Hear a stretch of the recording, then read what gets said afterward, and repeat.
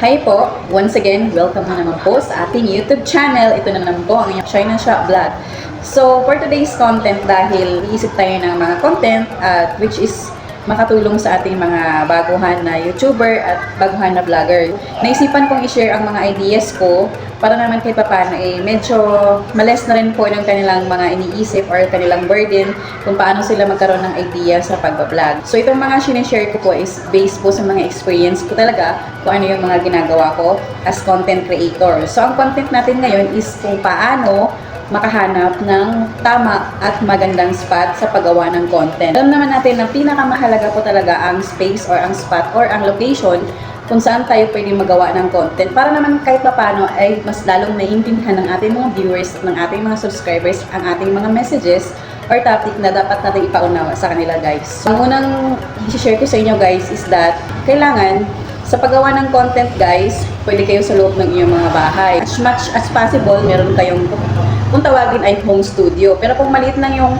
bahay nyo, pwede rin po kayong gumawa ng paraan. Improvise kumbaga. Kasi based sa experience ko, yun po yung ginagawa ko, guys, is gumagawa na lang po ako ng sarili kong idea kung paano ako magkaroon ng spot or studio. So dito ako ngayon sa work, so kailangan naghahanap ako ng spot dito, which is makakapaggawa ko ng content. Kasi mahalaga po talaga na walang interaction or ma-distract. Kasi yung kapag na-distract ka na po sa pag-iisip ng iyong mga topic at mga words na pwede mong i-deliver, maaari nyo na po itong makakalimutan. So yun po yung mahalaga kung bakit kailangan natin ng spot or location or magandang lugar kung saan pwede tayong gumawa ng content. Ang pangalawa naman po is yung kailangan meron po kayong sapat na internet connection. Bakit po mahalaga ang internet connection sa ating vlog or sa paggawa ng content? Para po pagka ma-upload natin, hindi tayo nagbabuffering, hindi mabibitin yung ating mga viewers at ating mga subscribers, lalo na kung sila ay laging nagpupunta sa iyong YouTube channel at nag-aantabay sa iyong mga bagong upload na mga videos, na mga content na which is informative and learning. Pangatlo is that yung lighting setup. Bakit ba mahalaga? Mahalaga po ang lighting setup sa ating pagkagawa ng content para naman kahit paano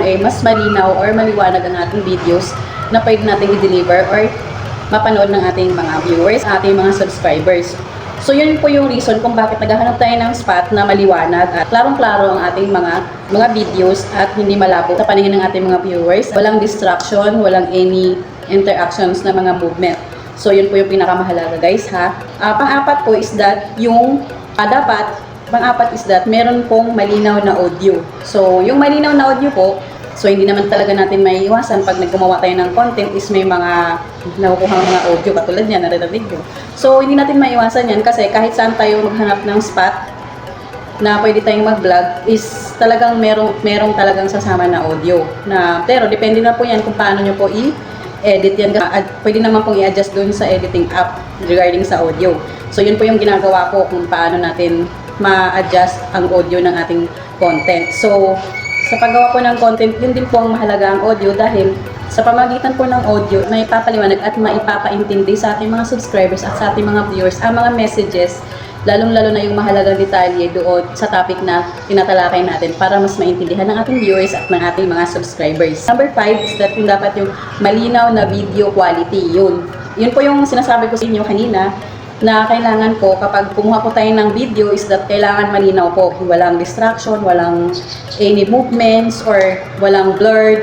Kasi as much as possible, kailangan kitang-kita po talaga ng ating mga subscribers at ng ating mga viewers na mas lalo nilang ma-appreciate yung ating mga content dahil ito ay malinaw at walang mga magugulong eksena or mga patapon na eksena or let me say, mga eksena na hindi na pwedeng isama sa ating video. So, kailangan natin i-edit yun, guys, ha. So, sa dito sa malinaw na pagkukuha ng video, kasama na rin po dito yung pag-i-edit, which is hindi na natin pwedeng isama yung mga videos na hindi na pwedeng ilagay dito sa ating content. Kumbaga, filter or sasalahin natin yung mga topic or videos na pwedeng natin isama sa ating content or sa ating video. So sa pagbablog, ito po yung pinaka-final. Sa pagbablog po, hindi lang po tayo mag-iisip ng content. Kailangan meron din po tayong tools na gagamitin or equipment na gagamitin natin sa paggawa ng content. Number 1 is that yung ating cellphone. Siyempre, sa paggawa ng content, kailangan meron tayong cellphone or camera or kung ano man yung kaya yung bumili ng mamahaling camera, pwede din po kayo bumili or pwede kayong gumamit ng mas mahal na camera. Pero sa akin, bilang isang maliit na content creator, ang ginagawa ko po, guys, is that cellphone lang ginagamit ko, Android. Ayan, so I suggest to all my viewers at to all my subscribers, lalong-lalo na po dun sa mga nagbabalak na mag-vlog na pwede na po ang cellphone gamitin. Kahit cellphone lang, basta matuto kayong magkuha ng video, matuto kayong mag-edit, panalo na po yun. Basta ang mahalaga meron kayong upload araw-araw ng content which is informative and learning. This is Shine na siya vlog at ako po ay naniniwala sa kasabihan na lahat ng bagay na mahirap ay kailangan natin pagdadaanan. Mas maganda po yung pagdadaanan natin bago tayo mag-succeed. Ayan, so this is Shine na siya vlog. Once again, nagsasabi na maraming salamat sa pagpunta sa aking YouTube channel and don't forget to subscribe at i-click na rin po yung notification bell para kayo updated sa aking panibagong videos na i-upload. Thank you so much guys!